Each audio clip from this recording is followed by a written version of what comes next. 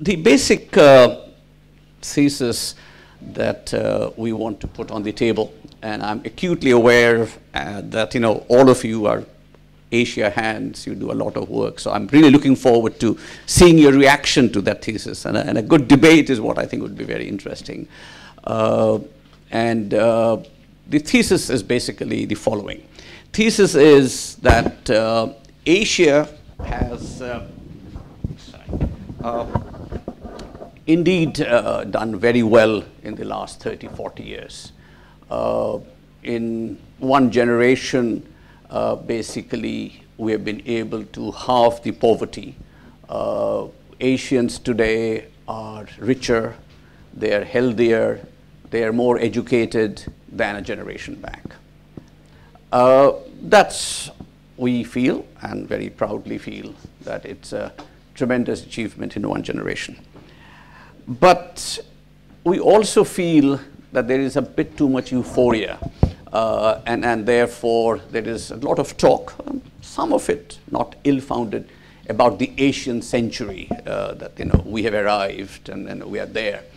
And we basically make the point that that scenario is plausible but not preordained. And I think my talk today will basically make that point. But first, to just give you some statistics, in 1970, 40 years back, 1 in every 2 Asian was poor, less than $1 a day. By 1990, that number had come down, the ratio had come down to 1 in every 3. By 2008, it's less than 1 in 5. That's a tremendous achievement. That's really a transformation. But our concern is that there is another Asia, which I'm sure all of you know, and that Asia is not as bright or as shining. That Asia basically is where 2/3 of the world's poor still live. By our estimates, 830 million people still live on less than $1.25 a day. 368 million without access to clean water, 1.7 billion without access to sanitation. So there is this other Asia which is not as shining and just as real. One statistic that I want to leave you with and then move on is 83 million children under the age of 5 are underweight. And the reason I mention this is because that means that 83 million individuals have already been doomed for life. Their intellectual growth and physical growth has already been stunted.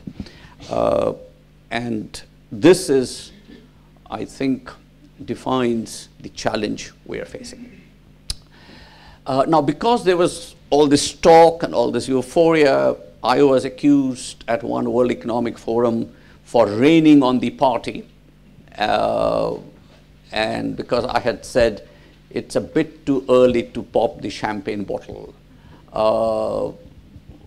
we felt that we should really make it all evidence-based. I mean, it should not be an argument based on expectations or assumptions. So we did a study last year called Asia 2050. And again, would be very happy to share that study with you. And it basically lays out 2 scenarios. These are scenarios, these are not projections, either of them can happen or something else.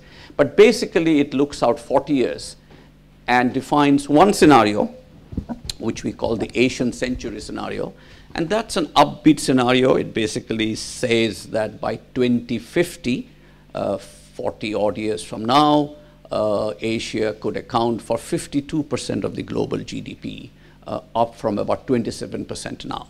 So basically a confirmation of the center of gravity of the economic power shifting east. I mean, there's no doubt that's happening. China, India, Vietnam, Indonesia, these are all well-known examples. But this Asian century scenario confirms that trend and basically says that about 3 billion people by that time will enjoy a standard of living that Europeans enjoy now.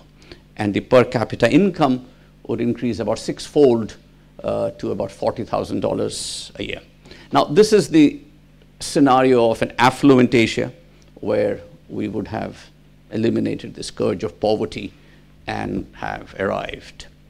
The second scenario, which we call the middle income trap scenario, and I'll come to that in a moment, is less positive. It basically foresees an Asia which has failed to realize its potential. Countries have fallen into the so-called middle income trap, and per capita income stalls at about $20,000 rather than 40, so basically half. And the global GDP accounted by Asia goes from 27 to 32 rather than 27 to 52. So it's a fairly dramatic scenario in which 3 billion people would have missed the opportunity of making it to an affluent state. And the key message we are saying is that the first scenario is plausible but not preordained, and Asia faces some fairly daunting challenges, surmountable in our opinion, but fairly daunting challenges if it's going to meet that Asian century scenario. And we basically talk about challenges in 3 dimensions: national, regional, and global, and I'll take each one of them in turn. The first, at the national level, several challenges, and the first one we think is growth in Asia has to be inclusive.